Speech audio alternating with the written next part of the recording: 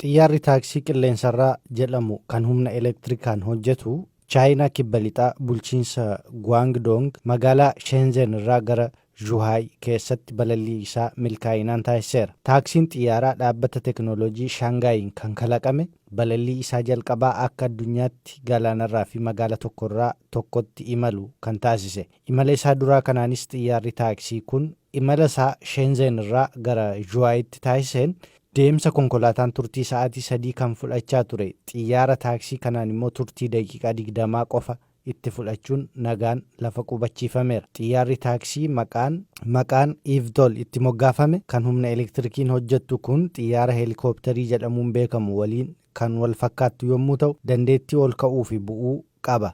Xiyyaarri kun yommuu jalqabamu golbaawwan 13 gubbaa irraa fi duuba isaatti kan hojjetame guutummaa guutuun humna elektirikaa fayyadamuun balali'a. Diizaayiniin keessa isaa konkolaataawwan annisaa haaraa amma oomishaman waliin wal fakkaata. Xiyyaarri taaksii kun sa'aatiitti ariitii kiiloomeetira 200 deemuu danda'u fuuldura irratti kutaa to'annoo kan qabu akkasumas itti aansuun teessoo qondaala nageenyaa fi teessoo imaltootaa 4 qaba. Bakki teessoo isaas bal'aadha. Xiyyaarri taaksii kun of danda'ee balali'uu fi bu'uu waan danda'uuf ulaagaawwan daandii balallii isa hin barbaachisan. Gatiin isaas gadi bu'aa ta'a waan humna elektirikaan hojjetuuf.